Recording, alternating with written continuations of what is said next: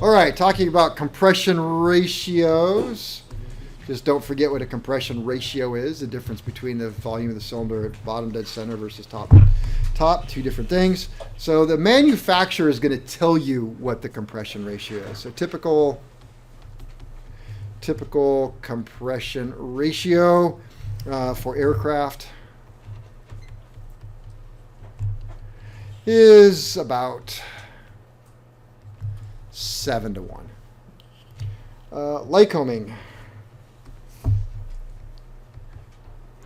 Lycoming states in the manual I was reading, low compression.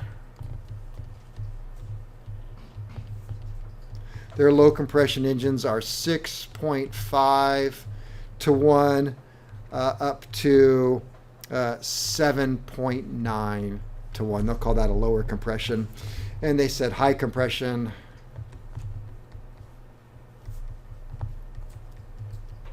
is 8 to 1 or higher.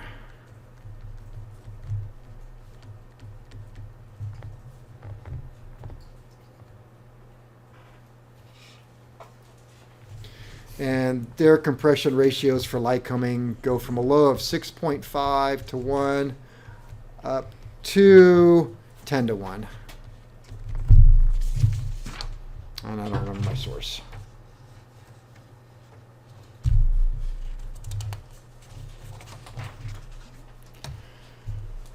Let me see.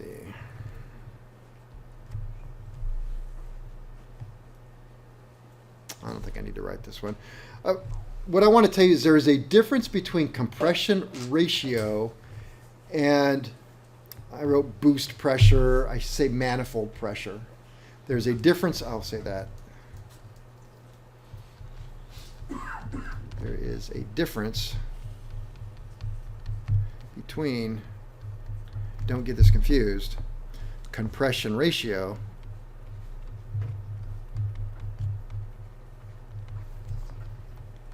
and manifold pressure.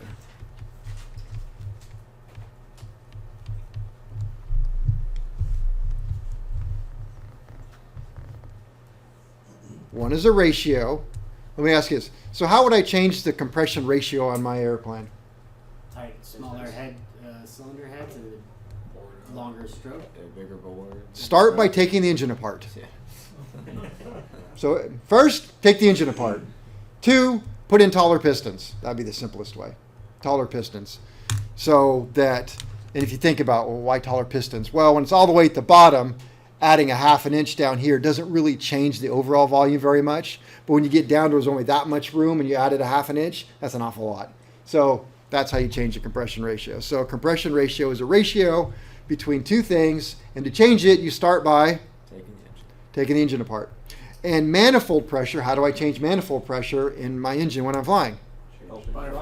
Just reach over for the black knob and move it. It's that easy. So one is a ratio, the other one is just a pilot control thing. So don't get those two things mixed up as we talk about them. Let's see. So to compute the compression ratio, you have to know two things. What do you have to know? The volume of bottom dead center versus top. Volume at bottom dead center, volume at top dead center. Got to know two things. Volume at bottom dead center, volume at top dead center. That's it. There's how you know it. Compression ratio is limited by, let me say A, B, C, D, F, G. Compression ratio is limited because higher compression ratio is a good thing, right?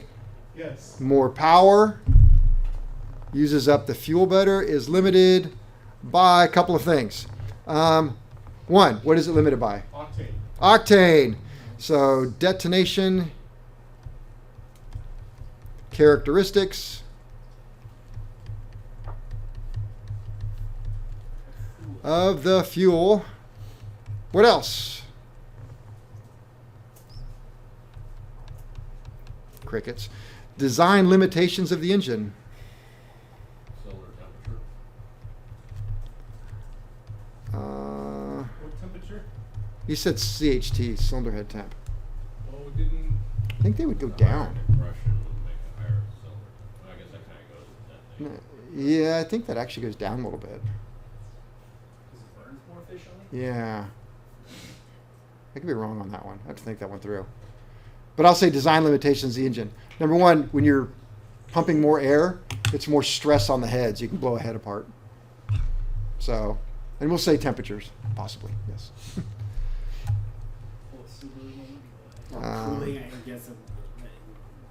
Let me see. It's gonna run hotter. I'm going to put this one in here. I guess that would be design.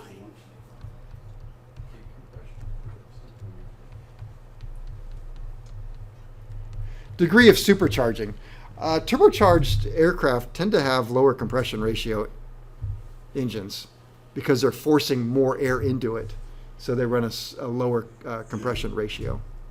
Okay, that's compression ratio. How do you change it? Start by changing the engine, so don't get tricked by that one. Displacement. Displacement. This is similar to what we talked about with compression ratio, how to figure out displacement. Displacement just goes right back to the same thing. I said to figure out compression ratio, you put a piston at bottom dead center, and we could fill it up full of some sort of oil or something, and then bring it back up to top dead center and measure how much of the fluid that we just put in gets pumped out. And say we just pumped it out into one of your mom's Pyrex measuring cups. Well, what's in the cup? That's displacement. So displacement, the amount of liquid a cylinder displaces during a stroke. The amount of liquid a cylinder displaces during one stroke of one cylinder.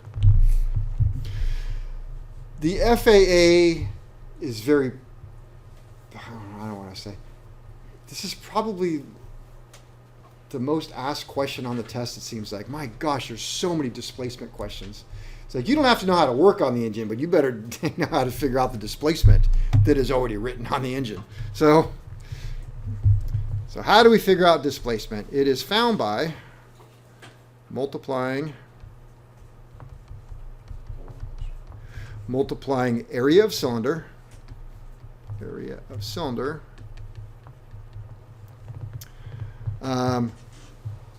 times the distance piston travels. And for you slower ones, that doesn't mean like if I left my airport in Lodi to here how far the piston traveled. It's like the stroke, okay? So, man, the guy went like 20 miles.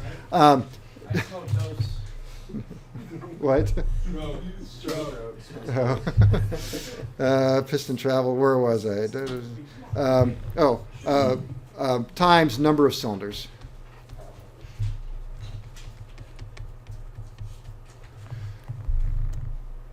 So if we're going to rewrite that, it's the area of the cylinder, or area, I'm going to say area of piston. I like that better. Area of piston. How do we find the area of the piston? Pi times the radius squared. Well, what is the radius of a piston? The radius is 1/2 of the bore. The bore is always going to be given to you.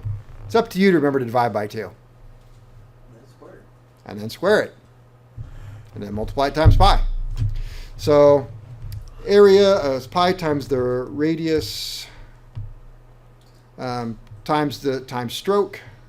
So it's area times stroke times number of cylinders. And somebody just said, why did you put hashtags of cylinders? That means number of. All right, so example. So everybody should be able to do. We have an engine that has a 5.25 inch bore. It is a 4-cylinder engine. I'm sorry, 4-stroke. A 4-inch stroke. Jeez, 4-inch stroke. I'm like, why would I even write 4? Everybody. And it has 6 cylinders. I'm sure of it. You sure? I am, yes. So how would we compute the displacement?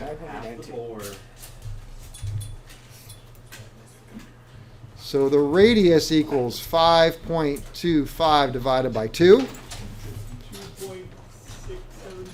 2.675 is my radius.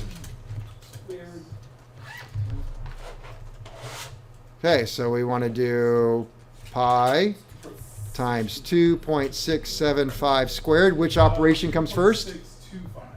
2.25. See what happens when I listen to him. 2.625. So what comes first? Do we do the times the pi or the square first? Square. Square, order of operation. 6.25 squared times pi equals? I believe it's 21.65 times 4 times 6 equals? 129.88. Or we could do it just a little bit. Hey, I'll back up one. Times 4.6. It's 519.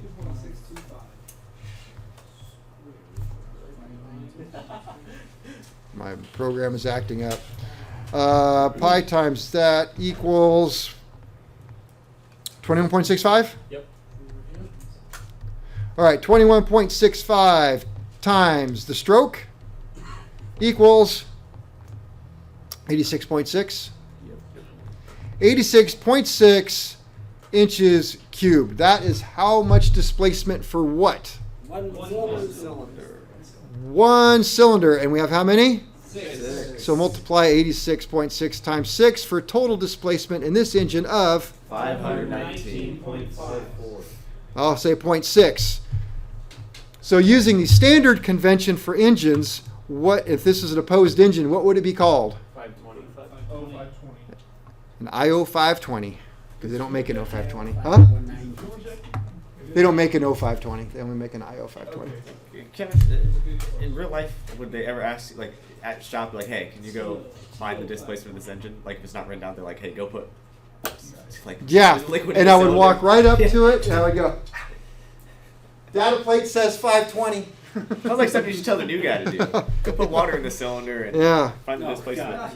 Don't do that. Yeah, and while you're at it, Go get a bucket of prop wash. And All right. So that's displacement. Do I need to spend any more time on displacement? No. What's the fastest way to find the displacement? Read the data. Read the data plate. Okay.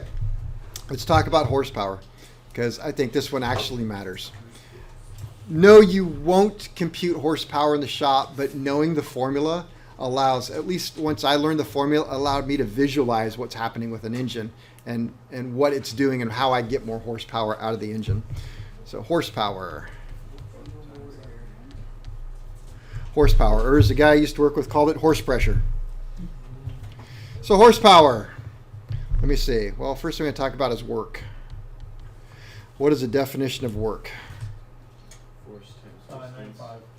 Work equals force times distance. And my funny story for that is when my son was in college, sometimes I go visit with him and we go to the cafeteria, and so we're at the cafeteria, and of course when you're done you have to take your plays and your traits to the scullery. I don't know what you call it there, but that's what we call it in the Navy. So we're sitting there talking, and my son gets up and clears my dishes with his, and his friend's like, hey, why don't you take mine? It's no extra work. And my son, being who he is like, that is literally the definition of work. It is the force of carrying your plate to there. Force times distance. So don't tell me it's no extra work. It's literally the definition. So, all right. There are some different measurements. Let's see, what's definition one? Definition was right there. Number two, measurements. There are certain measurements of work. One is the foot-pound. Foot-pound, and that would be 1 pound. Oops, pound. 1 pound. Pound of mass. That's a thing. So 1 pound of something raised 1 foot. All right. Then we have horsepower. Well, what is horsepower?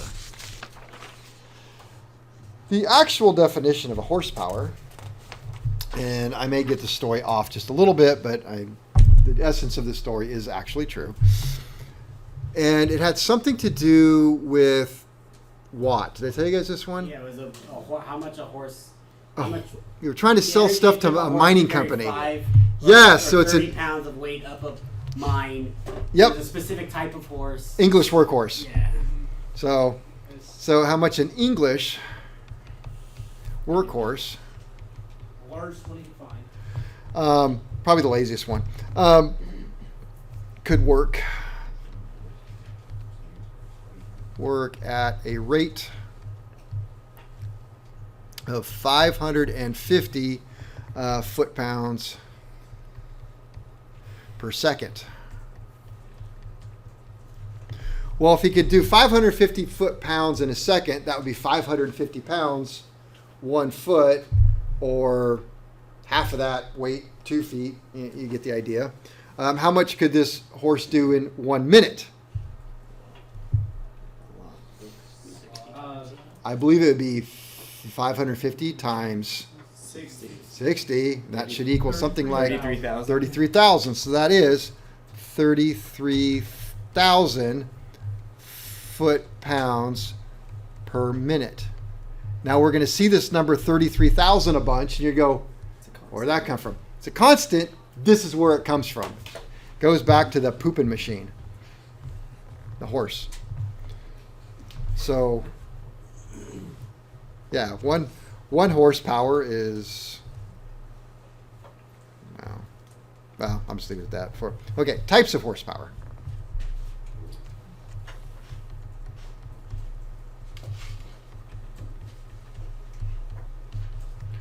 Well, there's good horsepower. There's gooder horsepower. Okay, we have indicated. Indicated horsepower. This is the horsepower that goes on the brochure of the thing you are buying. So it is power produced in the cylinders without reference or consideration to friction loss in the engine. So it's totally theoretical.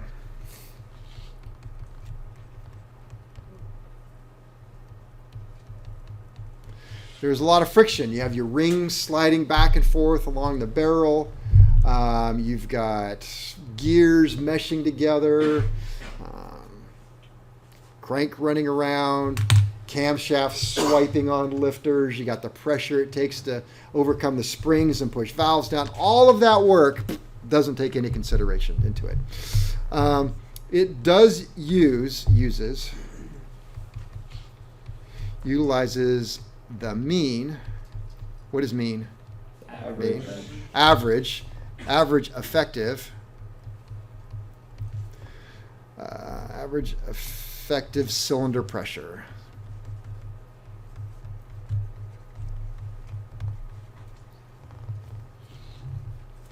Which is the average pressure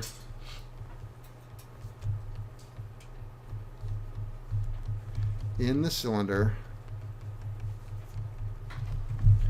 during the power stroke.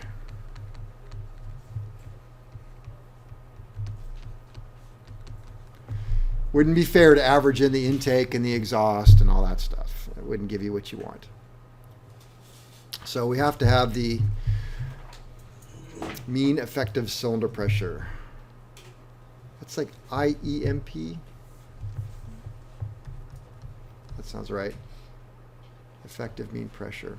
Yeah, I think it's called IEMP. Hey, it is. I wrote that later. All right. Calculation. And oh yes, this will be on the test. Trust me. It is done with the formula Planck. P-L-A-N-K. Planck. So, and I don't believe I make you memorize the formula. It's hard enough on its own. So P is indicated, that's it, INDICA, indicated mean pressure.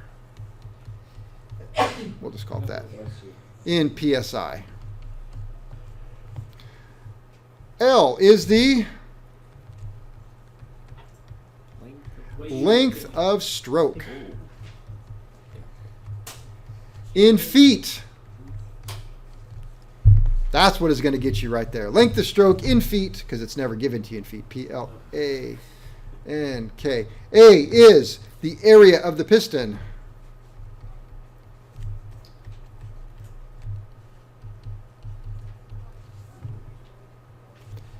In inches square, not in feet.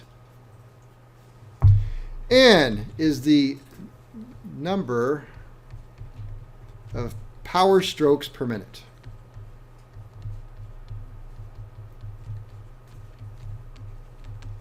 Which is another way of saying the RPM divided by 2. Because there's one power stroke for every twice that the crankshaft goes around. Remember? Crankshaft goes around 2 times. You get how many power pulses? 1. So it's just RPM divided by 2. And K is the number. Because why else would it be K? Of, oops, what did, I'm sorry. No. Number of cylinders. Because every cylinder is going to have a power impulse. So looking at that, let's just think about something. If you have an engine and you want more horsepower out of it, what can you do? Increase any one of these. Increase any one of these. So P, how would I increase the indicated mean pressure of the cylinder? Stack piston. Turbocharge it. This equates to manifold pressure. How can I increase manifold pressure? Increase airflow. Increase airflow. How do I increase airflow? Throttle. Open the throttle.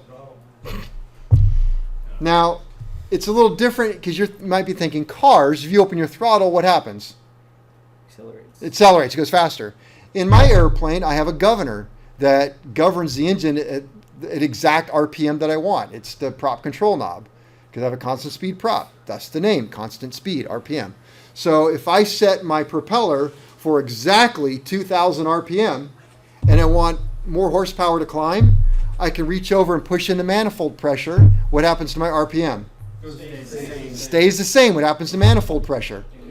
Starts climbing up. So what do I have now?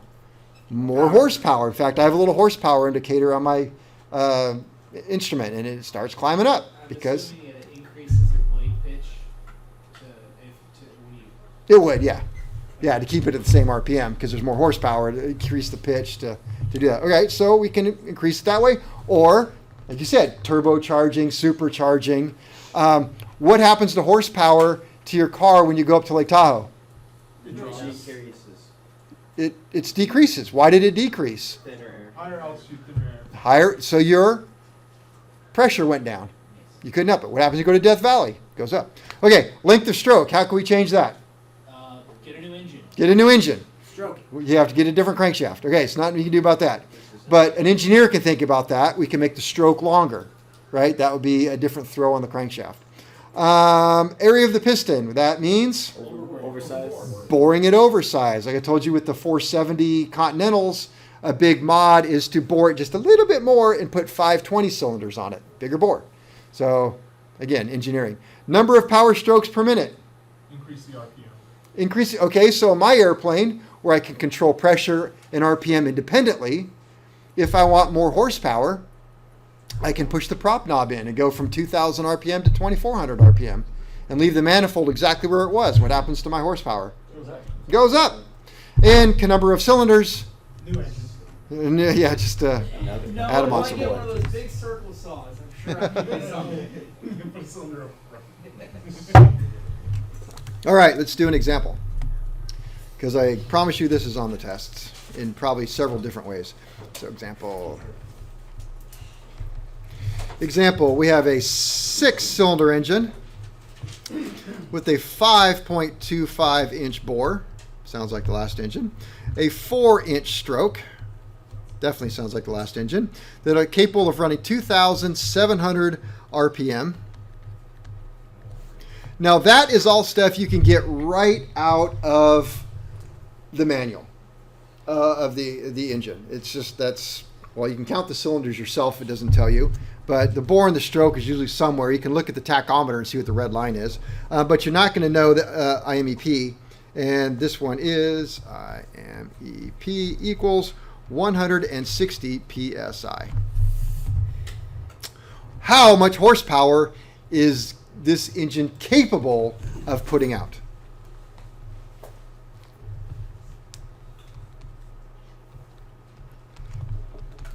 Multiply all these together? Or?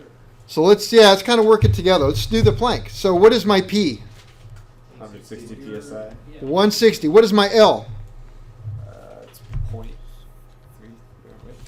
It's 4 divided by So 0.33. 0.33. Why is it divided by 12? Because it's in feet. It's in feet. What is my A? Area of the piston. So it's 1/2 the bore. So it's 5.25 divided by 2 equals. Oh, we can just do that. That times pi squared. There we go.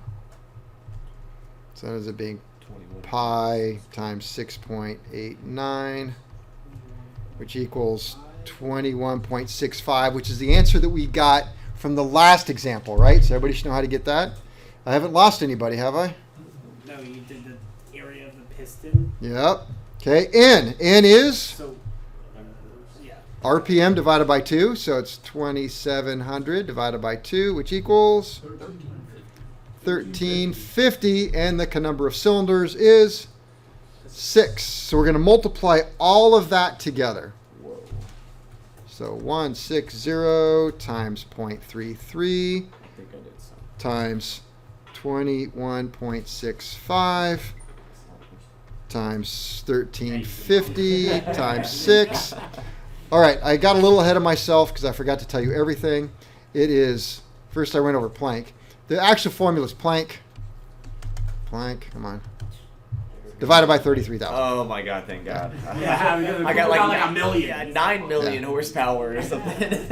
2.8. That's the coolest That thing. makes so much more sense. That's a damn You're losing that all in your oil system. So you should end up with 9259272. So hey, you got 9 million horsepower divided by 33,000. So that's what a 100% efficient engine would look like. So 280.58 horsepowers. Still nice. Rat.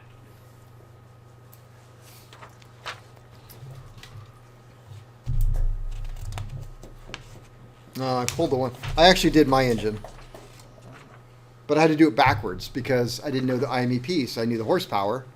So if you know the horsepower of something, you're going to know everything else, but you won't know the IMEP, so you can do the math and come up with the IMEP, which is kind of, I did that. So I'm not going to play this one too much here. One of the things that I did here on my notes was to compare the Continental 0300, which is what Larry has in the silver of the tail wheel, versus the GO300. What's the difference between those two engines? Geared. So what is the cubic inch displacement of both of those engines? The same. The same. Oh, I think this is the one where I had to reverse engineer Planck. So the 0300 is 145 horsepower at 2,700 RPM, and the GO300 is 175 horsepower at 3,200 RPM. What is the big difference here? Your max RPM and your total number. Well, prop speed is Prop speeds are going to be the same. or the engine RPM to get the same prop speed. So this one, GO300, is redlined at how many RPM? 2200. 2,700. What's the red line for the GO 300? 3,200. 3,200. It's G, which means it's geared. So the crankshaft can turn faster, but the prop is going to turn the same speed as the O300, just about. So Get more horsepower, a higher RPM, stick a gear on it, and then you got more power. You climb it. that's all they did. So they took the same basic bottom end, same cylinders, put a gear reduction on it, spin the prop slower, spin the engine faster. These things sound weird. You can hear them when they go overhead. You're like it sounded a very different sound to them. Let's see. Yeah. Like you round the rubber band up too tight or something like that. No, it sounds more like it's just a higher pitch. Yeah. It sounds more like a tractor running real fast. All right, so that was what kind of horsepower? Indicated horsepower. Indicated. That's going to be Fake horsepower. what you wish you had. Brake Now we're horsepower. on shaft. All right, then we'll do brake horsepower. Yeah. Oh, out the wheels. I read the right? textbook. Brake horsepower, that's actual horsepower delivered. I'll say delivered. I said delivered to engine. It doesn't deliver it to the engine. It's delivered. Actual horsepower delivered, or shaft horsepower, if you'd like. Let me see.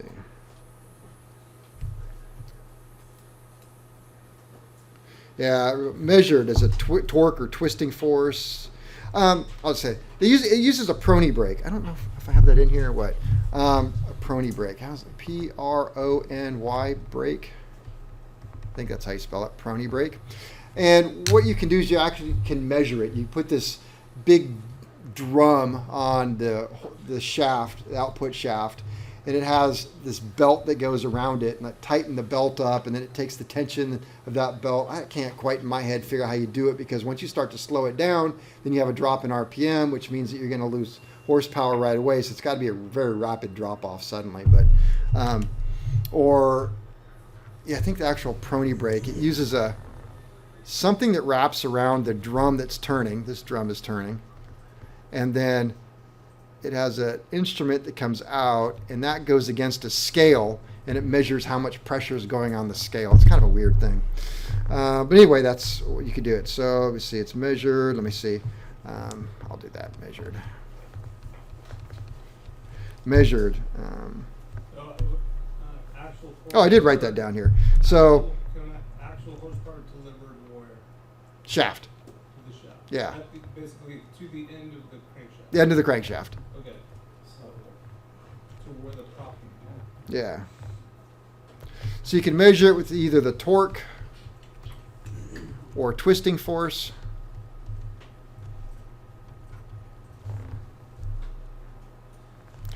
And that can be expressed as either, it's backwards, it's pound inches or pound feet. And that's your torque that we talked about earlier a little bit.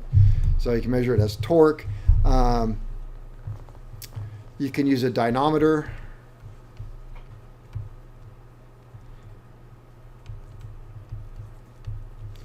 Or a torque meter, which is the prony brake. P-R-O-N. I did spell it right. Dynamometer. Dynamometer. Dynamometer. M-O-M. Huh? I don't like that word prony. Yeah, me neither. It's kind of weird. And then we have friction horsepower.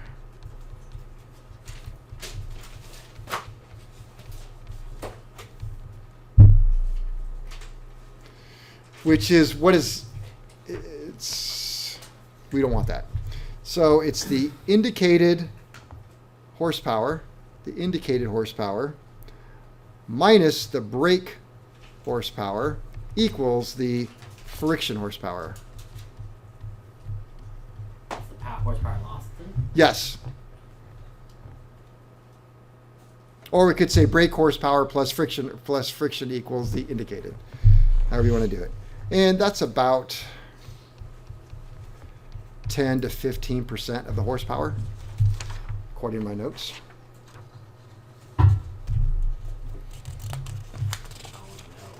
Then we can put it all together because we're talking about aircraft, and we get what is known as thrust horsepower.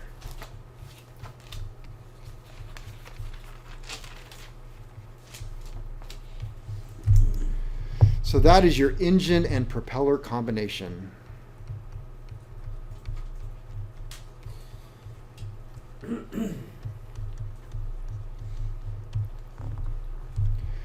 And where the formula would be brake horsepower, which is your output, times prop efficiency.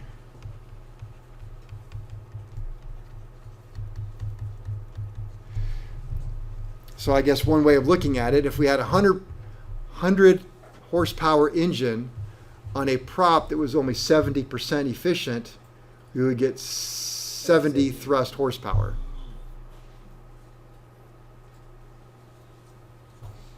Are propellers typically less than 1? Yeah. Oh yeah. When we get into props, you're like, wow, they're bizarro actually. How they work, especially fixed pitch. They only work in a very narrow band. Their efficiency goes in a very specific spot, then it drops out. And that's a function of RPM and forward speed.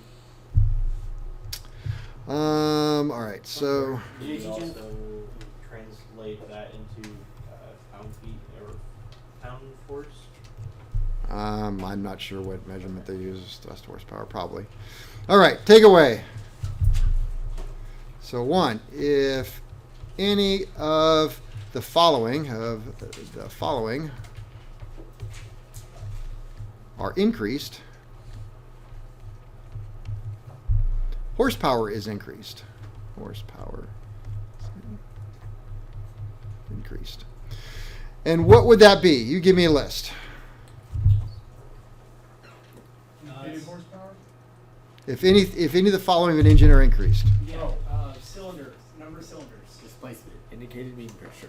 Okay, well, pressure is the first thing I had. You guys are right. I just have it later. So pressure. Pressure. Length of stroke. How can we increase our pressure? IMEP, indicated mean effective pressure. How can we increase effective mean of pressure? Give me some things. Yeah, the straighter intake pipes. Forced Let's see. Okay, volumetric efficiency. Low power. Okay, straighter intake pipes. With more Intake RPM. design. What? More RPM or No, we're just talking pressure. How can we increase pressure? longer stroke. yeah, open the throttle. Okay, open throttle, which would be Volumetric. okay higher. Oh, I don't understand. I understand. Yeah, you're right. Okay, open the throttle. So increase manifold pressure. Open the throttle. Okay, what else? Would fuel do that? Nope. No.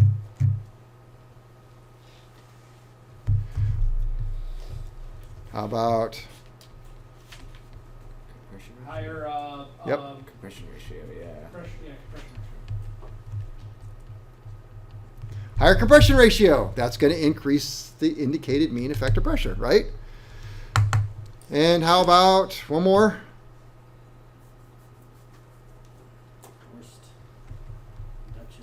Forced induction, turbo, supercharger. That will get my pressure up, right? Wouldn't that fall under volumetric efficiency though? That actually could be intake design, volumetric efficiency. Fair enough. Intake design, valve overlap considerations. So that could be a lot of things to get the efficiency up. All right, pressure. What else can we do? Length of stroke. PL, Length of stroke. length of stroke.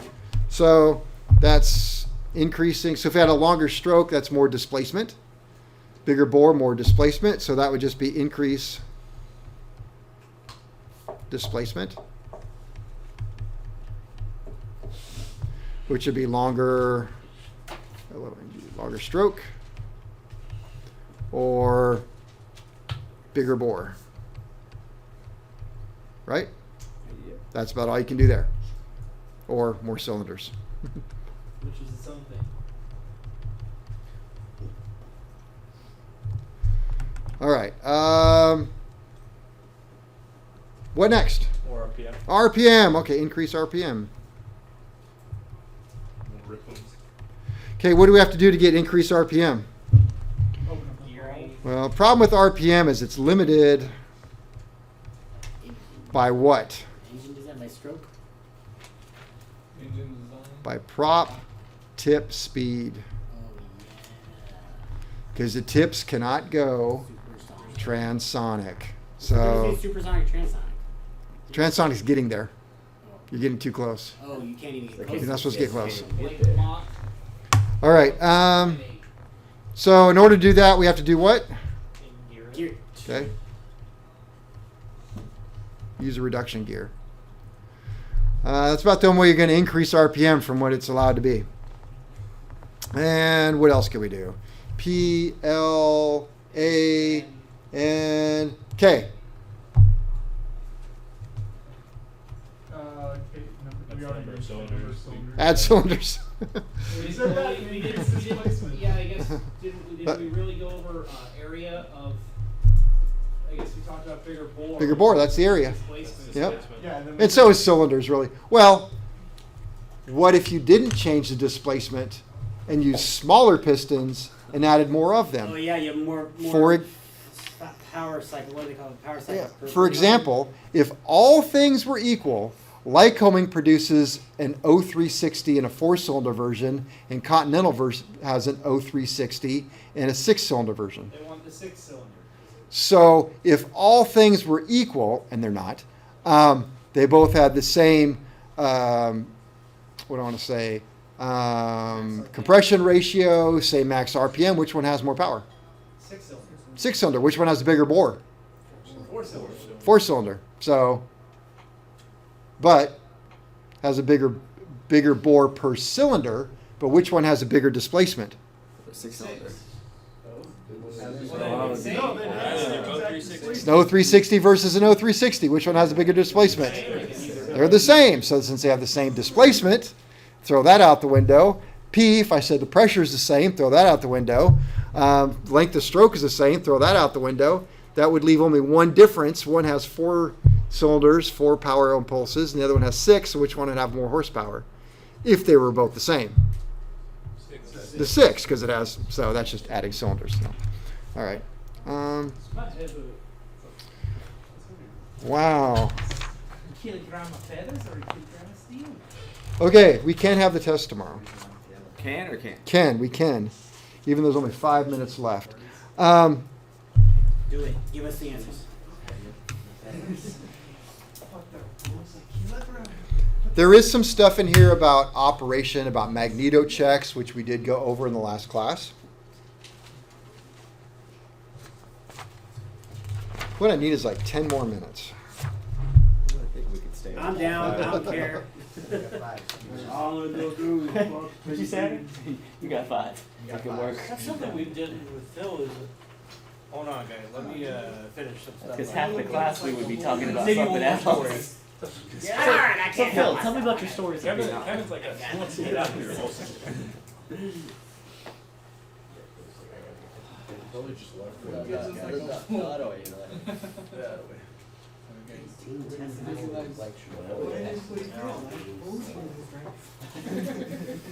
Yeah, I told you this as you walked into the test. How could you possibly forget?